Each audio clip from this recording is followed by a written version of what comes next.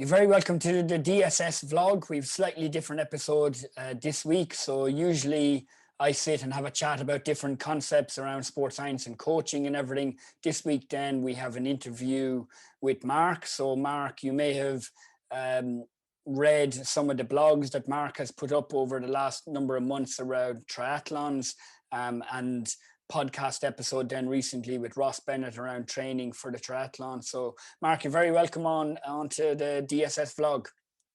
Thanks, Kieran. Great to be here again. You know, it's always a real pleasure. It's nice to meet up, of course, even if it's only on video. It's still nice to chat. You are still my kid brother, so you know it's nice to have contact. That's true. That's true. We'll put the audio out as a bonus podcast as well, so people can listen to this in the car or in work or whatever. So what we're here to talk about today. So I'm sure a lot of people read your blog over on deelysportscience.com about preparing for the Hardman triathlon, and you spoke about your training and nutritional intake and stuff like that. So that event now was a couple of weeks ago, and we're just going to kind of do a little bit of a review and see how you got on and everything.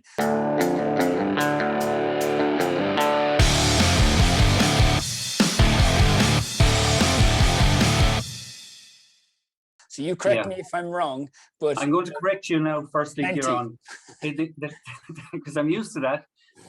Because the blog and the video stuff that we'd done before was about the triathlon that I was to do in Rosslare, which was an Olympic distance in July, and I was all gung ho for 1.5k swim, 40k bike, 10k run, all on the flat, like in the sea, and then on the flat bike, flat run. And that would have been brilliant, but unfortunately COVID kicked in, so that was cancelled until September. So then I was aware that the Hardman triathlon, which is a long distance triathlon, the 3.8k swim, 180k bike and full marathon 42.2k run, I was aware that that was going to take place at the end of August. So I was on a waiting list, and I got the call about 10 weeks ago or so to say you're in. So that meant a change in my training, a change in my attitude, and I had to become nearly semi-professional, if there's such a thing. So sorry not to correct you, but that's so, yeah, there was a big change. Like, so my summer would have been easier if I'd followed through on what was due to happen. So yeah, well that correction obviously is very important. Just like, I mean, you were telling me in the run up to the event about it and the details and everything, but it was really only on the day when my sister-in-law Dorothy, your wife, and my brother John, who was kind of updating the WhatsApp groups about your progress and everything. It only hit me on that day just how long, how extreme, how difficult the event was. Do you want to just briefly, you quickly just mentioned about the distances and all. Do you want to just mention about, like, more or less the time, what time you start in the morning, what time you finish at night? Like, it's hard to fathom even when you haven't done it. Yeah, like the deal is that it starts at 6:30 in the morning. So you're supposed to swim from 6:30. But of course, you have to be there on site before that. So you're there roughly an hour before it. So you have a really early start. So you're probably arriving on site at 5:30. And if that's the case, then you're also talking about planning your nutrition, which is a huge part. Because you're going to be active pretty much for a full day, you need to plan your nutrition. So for me, I was eating a big bowl of porridge with fruit and some seeds sometime around 5 o'clock in preparation for the 6:30 swim. Now, thankfully, the swim didn't start exactly. It started roughly around quarter to 7, so 6:45. But I had a belly full of porridge, and you know, obviously, we all know the benefits of porridge early in the morning, slow release. The plan was that would get me through the swim, and so it's a very early start and an awful lot of logistics and planning and getting equipment. The week beforehand, I was a bit all over the place because I had too much time. I was at home and I had too much time getting all my equipment. There's all this, the logistics about what type of gear you want based on different types of weather, planning your food and your food stops throughout the bike, and planning for the food that you want for the run itself and the gear that you're going to wear. So, you know, they always talk about transition being a fourth discipline, and really all of that stuff, the logistics and transition, they're all a fourth discipline. So you have to be a swimmer, a cyclist, a runner, and somebody who's able to plan. If you're not very good at planning, you'll fall at the first hurdle. So So, we so the, started early. It was an early start here on, and beautiful location. As you know, you've been over visiting many times. County Kerry is the second nicest county in Ireland after County Wexford, of course. But the location was absolutely stunning. You're swimming in the lakes of Killarney. You're doing 2 loops of a 1.9K. There's a series of buoys that are out in the lake. So you're going out of your depth in the lake, and you basically have to swim out to the first buoy and keep the buoys on your left. And you swim around, come back into the start area, and then go again. And at that stage, you're starting in near dark, so you're swimming out in near dark. Of course, when you're swimming in a lake, it's fresh water. It's quite different than sea. Most triathlons take place in the sea, and the buoyancy from the salt water is fantastic for open water swimming, because you don't really have to use your legs. You're really talking about your upper body and your movement. So your technique is really important. You don't have to kick, but in the fresh water, you have to kick a little bit more. There's bonuses as well to fresh water, in that when you swallow water, it's not horrible and salty. You can actually, if you're really thirsty, you can stop and take a drink. Not to be advised, but that sounds lovely. beautiful location there on. It's really, really stunning. You've been over there to Killarney. Yeah. Lots. And the views, every time you look, like if you're breathing to one side, you're only taking in the views from one side. If you're breathing bilaterally, which means you breathe to both sides, your views are doubled, But by the end of the swim, it's a very long swim. It's a very long time to be in the water. I'm not a very good swimmer. My technique is very unorthodox. It's effective. I can get through, but I would be one of the slower swimmers in any triathlon. Yeah. But I get through. I was just reading your blog post earlier there today, and you had a little episode in the preceding weeks in the lead to the swim, which kind of nearly meant that you weren't going to arrive at the starting line at all. Exactly. It's really frightening. It's I think I probably had too much time on my hands. Like I said, we were at home for about the 10 days before it. I had planned, as you know, we planned on going further camping in Wexford and spending time in Feathers and stuff. We ended up coming back home for different reasons. And I had a bit too much time on my hands. And I think the fact that I'd done this event 4 years ago, I kind of knew more about it. Like 4 years ago, I went in, I was very naive. I didn't fully understand what was involved. This time I went in and I knew everything that was involved. And I knew all the pitfalls. And I had a few minor episodes in the water during the summer where I kind of panicked. One time in Feathers, in County Wexford, my goggles leaked. And it's funny, like, that these small little things can set you off. And it's just interesting. I remember in the Olympics, there was a swimmer who was aiming to break a world record in one of the swimming events in the Olympics. 10 minutes before he was due to start, the seam in one of his swimming togs went, and that set him off. It triggered a little chain of negativity. He ended up changing his togs. That's fine. He got in the water. He didn't break the world record. He won gold. But it's funny that these small little things can trigger something.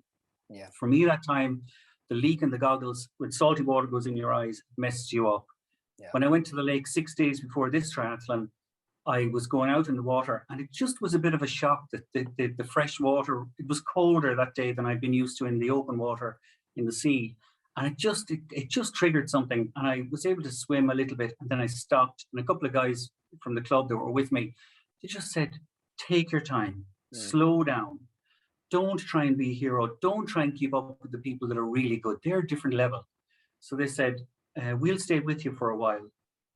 And in my head, I said, I have to do this, because otherwise I won't be turning up on August the 28th, and I won't be able to tell everybody I succeeded and I did it, and I wouldn't be doing another podcast and write another blog. Yeah. And I didn't want that to happen. So I decided to swim over and back close to the shore. That was their advice, just swim over and back close to the shore, build my confidence. Yeah. And that was brilliant. I ended up swimming 1.5K. I was delighted I got out of the water, but still it was a little piece in my head saying, you can't do this. Yeah. So I went to the sea the next day, didn't wear a wetsuit, and I swam out of my depth, out past some boys in a place called Sandy Bay in West Kerry. I was brilliant. The next day I went back to the lake in my wetsuit with the group, and we swam out of our depths way out, and it was fine. And I knew then at that stage, I'm going to be fine on the start line. Yeah. You know? Yeah. Amazing that little, amazing that little episode like that, just a tiny little seed of doubt, especially when you're preparing for an event, and such a big event can have such a major impact on you then.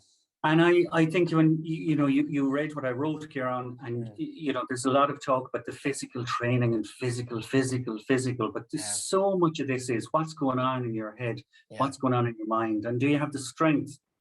Your body will keep going, but your mind will tell you your body is not able to continue. So, I was talking to somebody recently about Kiptanui. I think Kiptanui is the guy who won the marathon in the Olympics. Like, the way that they use their mind and mental strength is phenomenal. And I'm not equating myself with him.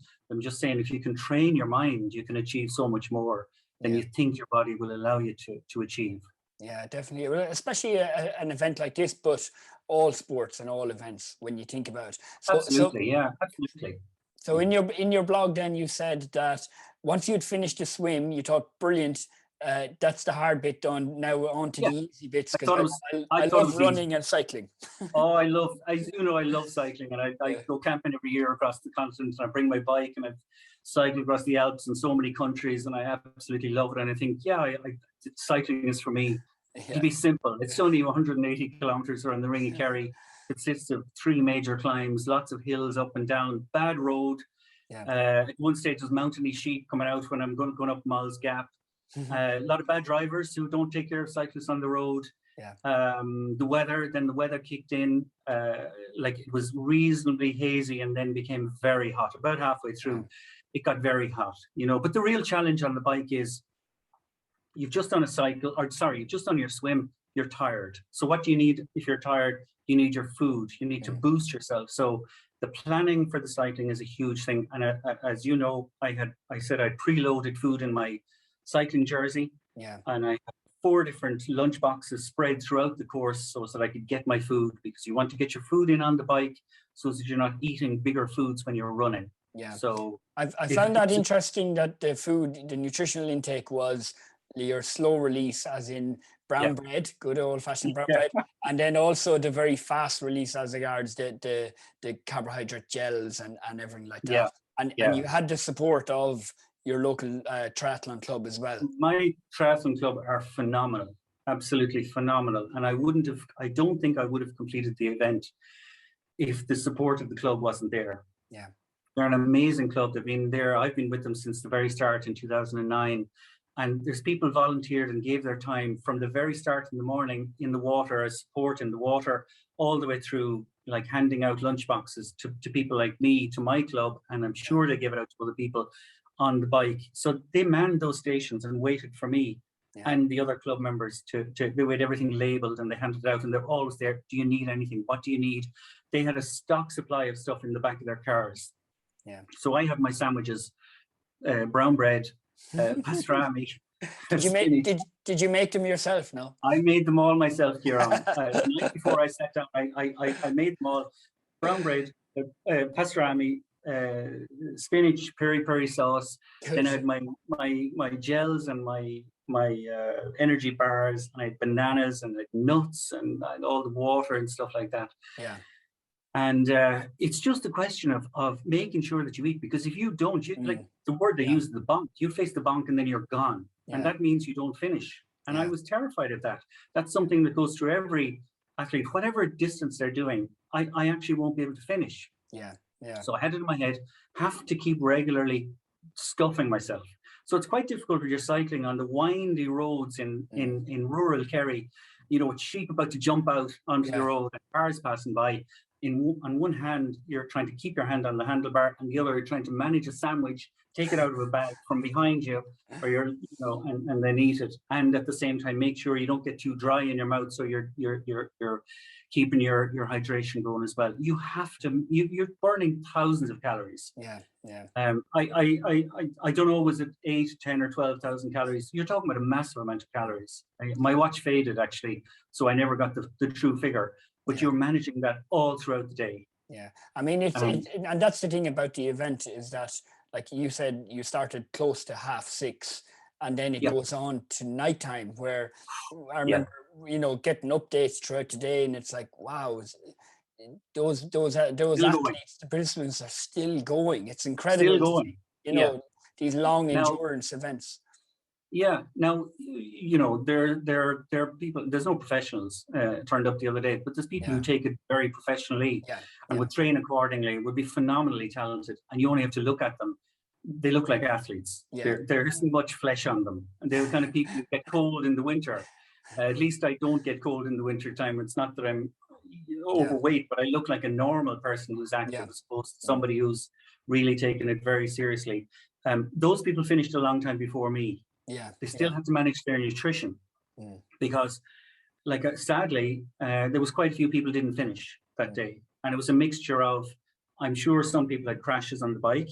I know people had punctures, or too many punctures, or they had the aero wheels on their bike, and if they smash, you don't get a replacement. You know, you have to think about things like that. And some people, the heat just got them. I was talking to one guy on the run, and he said he had so many laps to go. He was one lap ahead of me, and we were talking away, like trying to talk as much as you can when you're going through that kind of an event. And at one stage, he was a little bit ahead of me, and he sat down, or he looked kind of as if he was bent over to get sick. The next thing, he sat down, and I said, "Are you okay?" And he said, "No, I'm done." That was it. He was finished. That was the end of his race, and it would be hugely frustrating, you know. So, like on the day yourself, you don't try and be a hero. I'm not going to be somebody who keeps up with anybody who's super talented. There was no point in trying to do that. I wanted to finish. And finishing means being very consistent and being clever and being smart on the train smart, but also race smart. And on the run then, so I mean, it's when you finish the swim, you finish the Ring of Kerry cycle, and then you look into a marathon. And there were times, you know, that you thought you weren't going to finish, and then you thought you weren't going to finish within the allocated official time. I firstly, like, Kieran, if on the bike, like towards the start, you're going to have Moll's Gap. Moll's Gap is a difficult cycle. It's a whole series up and down and up and down and up and down, but you're rising in height as to the top of Moll's Gap. Then you fly down into Kenmare, and that was the nicest part because you really fly down. But there's so many times when you're on a long cycle after a swim, and knowing that you have the long run, you're saying to yourself, "I'm sore." Like your hands get sore from holding the handlebars for so long. Your quads get very sore. Your lower back can get sore. Your upper back can get very sore. You know, you can get friction burns, and there's so many little mini injuries like that are there. And if you allow them to become bigger in your head, they will say to you, or they will allow you to think, "I'll take out my phone and I'll make the call and I'll be collected, and that'll be fine, and I don't have to continue." Why am I doing this? You ask yourself. You stare into the abyss at times, and you say, "Why did I pay to do this? Why am I paying money to bring myself to the very edge?" You know, obviously there's the satisfaction afterwards. I did. There was many times during the bike, and I just thought, I don't know. I keep going, and I was talking up my times and thinking, my speed average, I'll finish at a certain time, and I'll be perfectly set up for the run.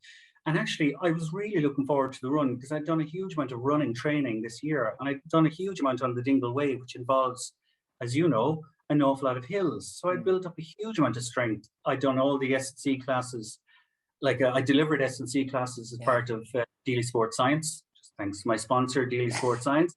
But I've also taken part in a huge amount of strength and conditioning classes as part of, I'm an online member of NICE's Fitness Club in Tralee. Joe O'Connor is involved in that. So I would have built up a huge amount of strength. I, as far as I was aware, I was going to take a huge amount of time off the time I did 4 years ago. The weather just annihilated any thoughts of doing that. The heat. The heat was debilitating, to say the least. And when I got off the bike and I looked around and I saw some of the real athletes, real super duper athletes, and they were walking on the flat through the shade, I thought there's something wrong here, you know. I started the run. John, our brother, the third fastest of the Deelys, jumped in and kind of led me along a little bit, talked to me and said, you just have to find your rhythm. And I said to him, "John, I don't know how I'm going to do this." Because all I could think of, 10 laps. I've done it before, and there was 3 longer laps. And when there's 3 longer laps, I was going to be going uphill 3 times, but the rest of the time I was going to be on the flat, and I can keep my rhythm. As you know, when you're on the flat, you can keep a rhythm. You just go, and it's much easier. Unfortunately, the course was changed to do 10 laps, which involved going up this big long hill 10 times in the baking heat. And nobody ran up that except probably the 3 people who were on the podium. And with that, I walked up with John on the first lap. And after that, I knew I wouldn't be running up that hill again. I couldn't. I just didn't have the strength, the mental strength to do it, aside from the physical strength. And it was just a case of, it was just attrition. Really, one lap, and you think, oh, that's 10%. And I always think in percent terms. I got through. John left me then at the end of that first lap. He went off to watch the end of the Kerry Tyrone match and had a few pints. And then he came back to run later on, which is a funny one. There was a lovely smell of Guinness in front of me when he was running me on lap 8 and 10. But fair play to him, it was phenomenal. But then to start lap 2, you're thinking, I'm just about to start the second lap, and they're taking so long, and it's so hot, and the conditions are really cruel. And what time was this coming into now? 9.5. The swim took less than 2 hours. Then there's transition. Then the bike took 7.5 hours. Oh, sometime in the afternoon. But at that stage, like, you're talking about baking heat, a very dry heat. So there's a question at the start of every lap. Like the organizers had organized water and some foods and stuff, but my own club had organized their own stand. Really, they catered for every different type of food that people said they wanted. And it was a question of grabbing water, pouring it over your head to try and cool down. And I saw lots of people, what they did was they actually put sponges at the back of their neck, and that was trapped inside in whatever they were wearing. It's a brilliant idea, because the benefits of the coldness, brilliant, but the only problem then, you were saturated yourself.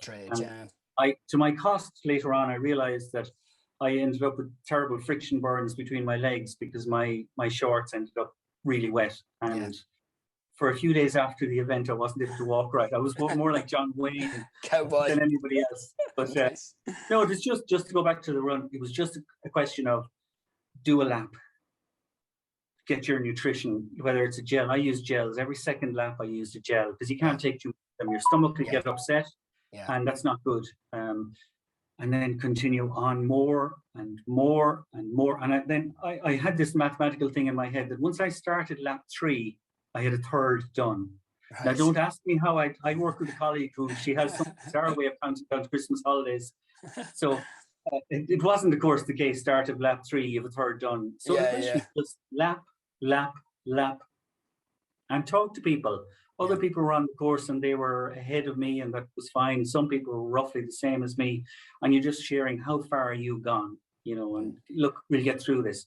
The support on the day was phenomenal, absolutely phenomenal, from my clubmates, my family, my wife Dorothy and daughter Siún and John, and then general people in Killarney National Park were there shouting us on. I think they really applauded the fact that people, 175 or whatever, how many people, Egypts, were doing this event and paid to do it, and they were enjoying themselves sitting down drinking prosecco on the grass, cheering us on, and people offered us water and jelly babies and things like, just give a little implosion of energy.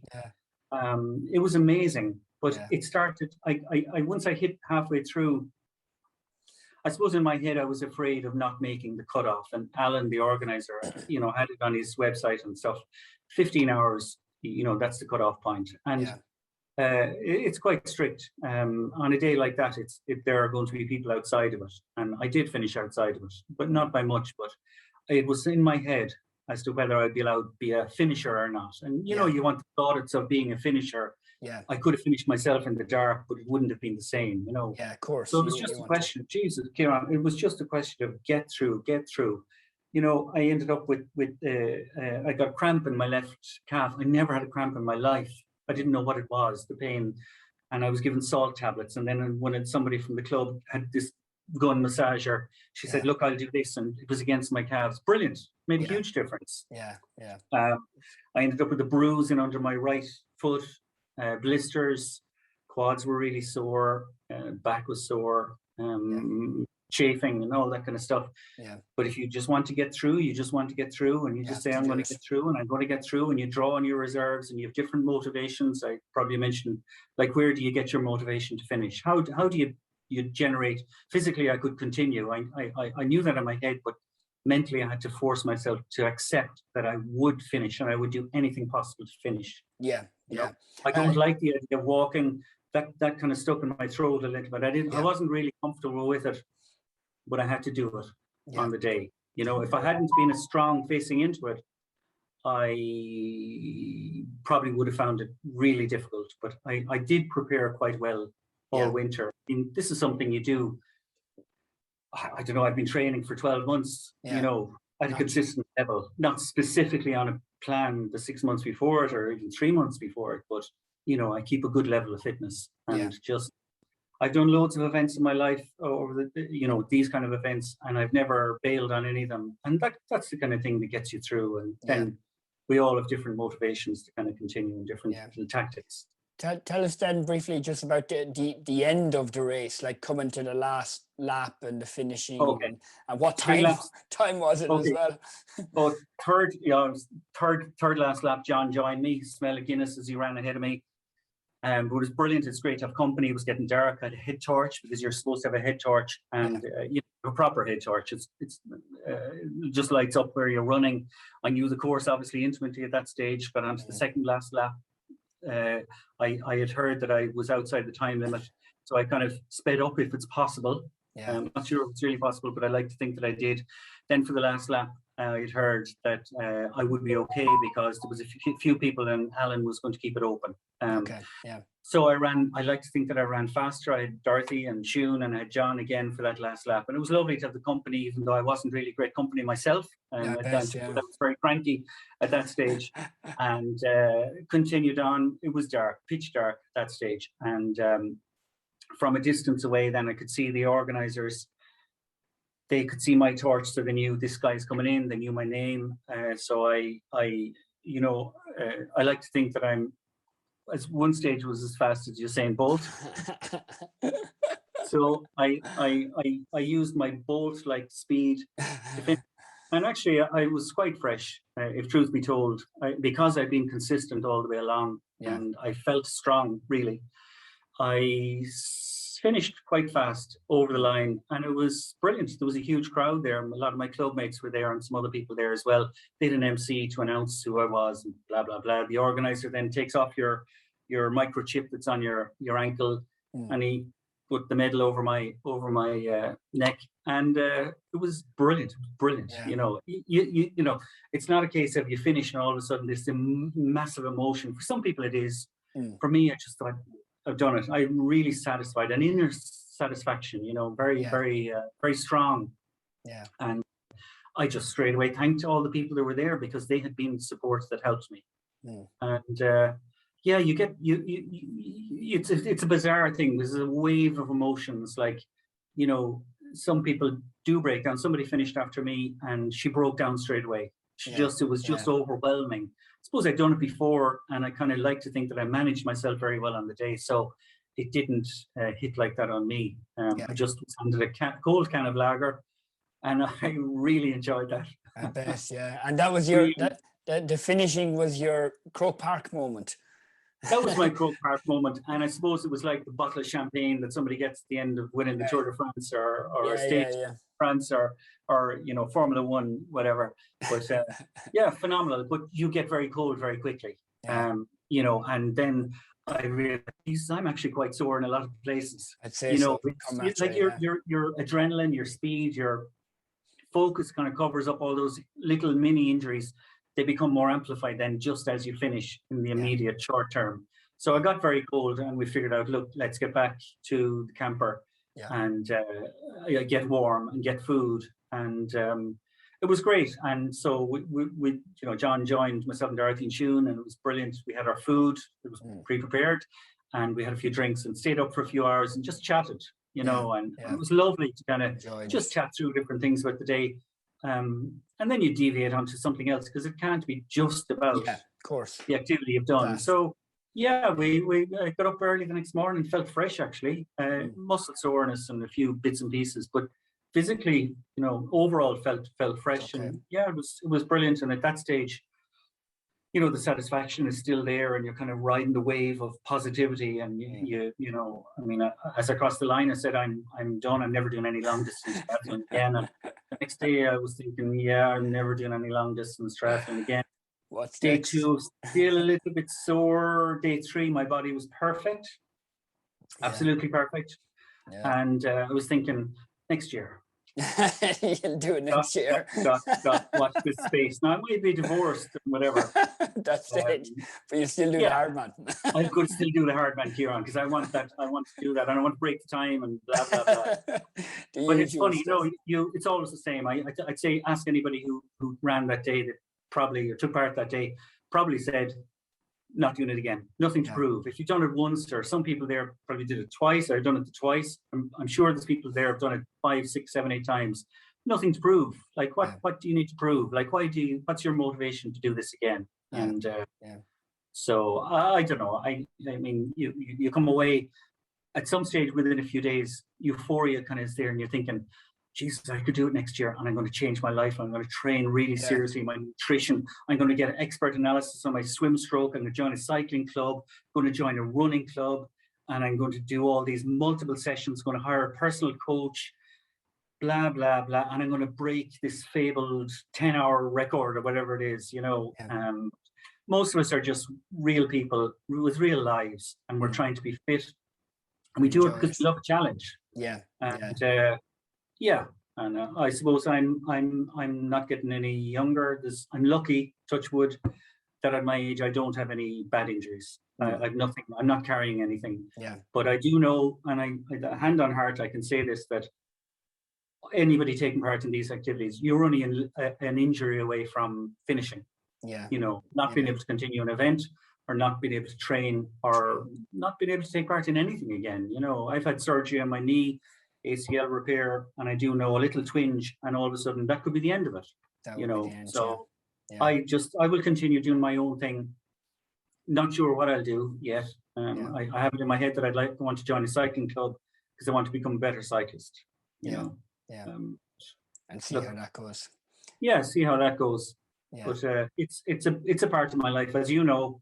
I mean, we train together. We do a bit of running together whenever we meet. I usually leave you in the shade behind me, and that's you know, that's humiliating for you. You're a decade and a half younger than me. But, I'll keep working hard. Keep working hard. If you want a plan, Kieran, I'll do out a plan for you. You know, perfect. You just have to work harder. You know, but if you don't have enough natural talent, you just have to work harder. Exactly. But, well, go on, sorry. No, the podcasts and the blogs, they've been great, and I think have been really interesting for the members and non-members, because a little bit different than the Gaelic football and the hurling and the soccer and the S&C stuff. So I hope that they've been educational for people, and you know, in some ways they probably show as well that anybody just with the right type of training, you know, decent nutrition and dedication and motivation can participate in these events, and don't have to be, as you say, you know, professional athlete who can put their whole life on hold. No, you don't have to be. You can train as smart as you want. You know, you need obviously a certain to start with. You need a certain amount of fitness, and you probably do need to be able to swim to take part in triathlons. And obviously, the further the distances you go, you do need to be comfortable in open water and stuff. But no, I don't think it's beyond anybody. I have been a member of my club here for, like I say, since 2009. There's probably been 1,000 members during that time. So I know 1,000 people who've taken part in triathlons just here. It's not beyond anybody. And with longer distances, I mean, people have it in their head they want to do these longer distances because they're famed distances, and like what we call Ironman events. And now that's a company, so you have to be careful using the brand name, you know. But those longer events, they're not beyond people. It is possible. You know, you can give a certain amount of your life to it. You don't have to change your life completely or become like a professional athlete. You can be active, nutrition, like you say, follow a kind of a plan, follow nutrition, build up your mental strength, and you'll complete it. Yeah, I hope people enjoy it. I'd like to think that people will learn something from it. Obviously, people involved in DSS all have a background in sports. So I would imagine that you could get a lot of people have the potential to do to take part, and a fair amount of them have the potential to do really well. Do well enough in it, yeah. Yeah. True. Yeah. Okay, great. Well, thanks very much. We'll wait with bated breath about the next event, and maybe the cycling. We'll do a little bit of promotion around that as well when it comes. For anybody who wants it, then you can head on to deelysportscience.com, and members there get free training programs for triathlons, for running, for cycling, and everything like that. Ross Bennett designed with the help of Mark, with the events in mind. And head over onto the YouTube channel and register or subscribe there, and you'll get access to all the videos. So Mark, thanks very much, and looking forward to speaking the next time. No problem, Kieran. I'm not sure whether it'll be after an event or not, but no, it's great. It's nice to share information and share a certain amount of expertise and knowledge. Brilliant. Okay, great. Thanks very much. Thanks, Kieran. Okay.